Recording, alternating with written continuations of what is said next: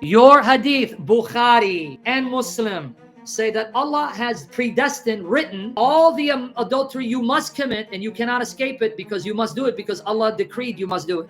Let me get you the hadith. You got to be. In Islam, both the Quran and hadiths serve as guides for the lifestyle expected of those in the faith. However, it's worth noting that certain parts of the hadith endorse the concept of predestined sin.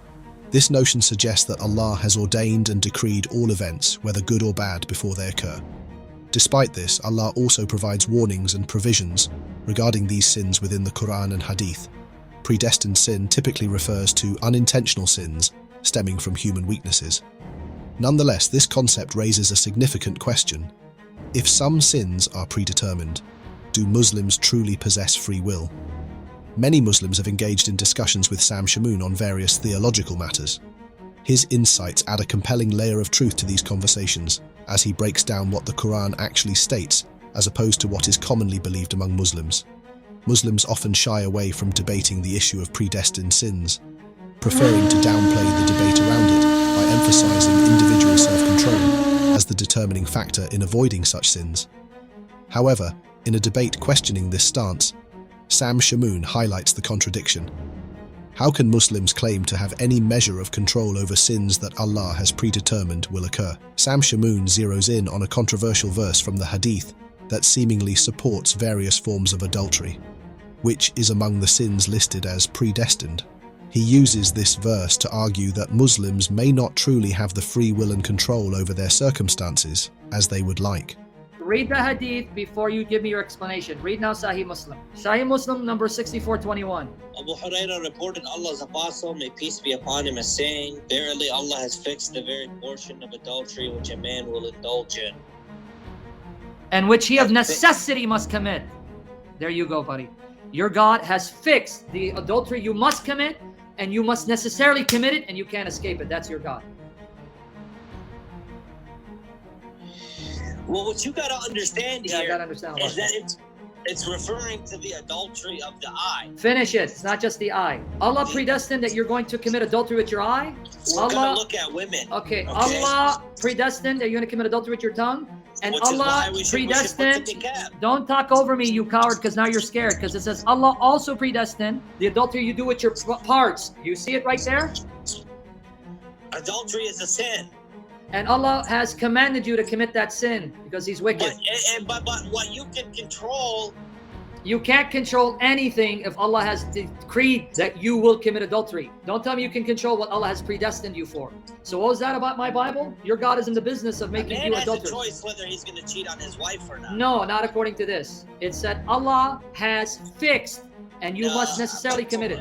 It doesn't say that. Okay, let me read it again. Hold on, so that everyone can see again. So you're ashamed of Allah. Abu Hurairah reported Allah's apostle as saying, verily Allah has fixed. You're not interpreting it correctly. Yeah, do you think you need to take a break now? I think you're tired. You can come back some other day. What do you think? We've covered enough today. I agree, but I want to finish this very point, and then I want to close it up. Why do you think that Allah is essentially forcing people to commit adultery? Because let me read the text again. Here, let me tell you why I think. Allah has fixed the very portion of adultery which a man will indulge in and which he of necessity must commit. That's why. The adultery of the eye is the lustful look, and the adultery of the tongue is the licentious speech.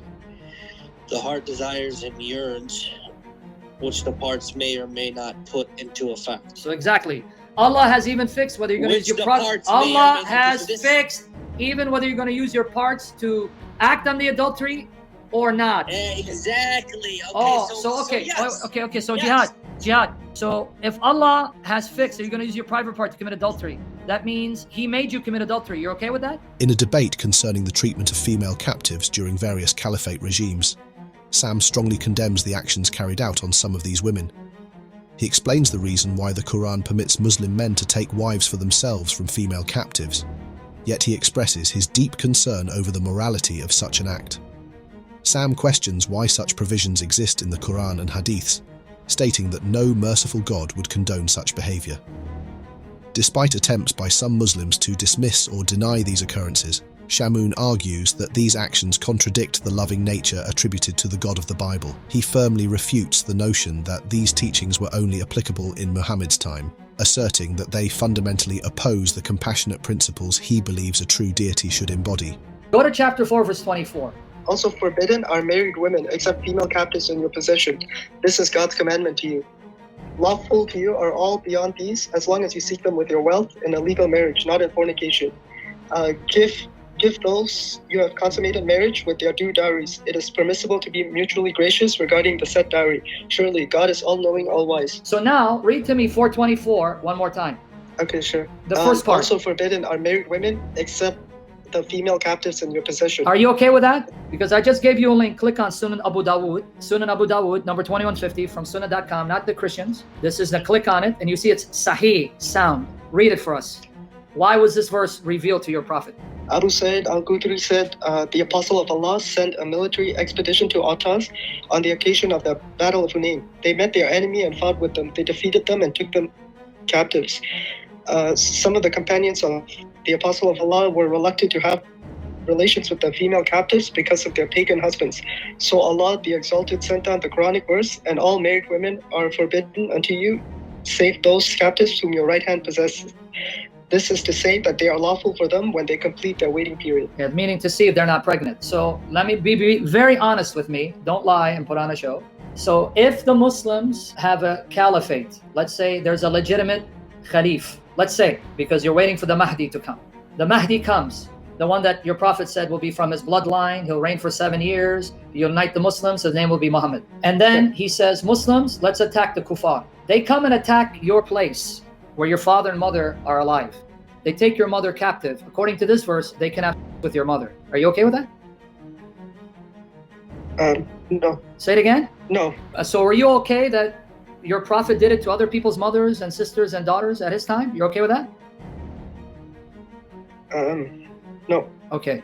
And you became a Muslim in light of this? No, I didn't know about this. Sam strategically capitalizes on the discrepancies within various hadith collections in Islam to shed light on the proper interpretation of predestined sins.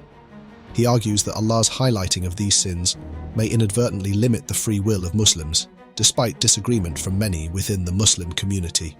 Sam cites various forms of adultery listed in Islamic texts like the Quran and Hadiths as examples of these predestined sins, questioning the alignment of Allah's actions with the God of the Bible. In another debate, Sam draws attention to the treatment of women held in captivity during different caliphate regimes. He argues that the circumstances imposed upon these women, often due to the actions of others, raise significant moral questions. Sam notes instances where even Muhammad participated in or condoned the mistreatment of captive women. Through these examples, he suggests that Muslims may not always have complete freedom to choose their actions, particularly when external factors heavily influence their decisions. Ultimately, Sam's arguments provoke contemplation on the intricate relationship between God's will, human agency, and moral responsibility, leading to doubts about the coherence of Islamic theology.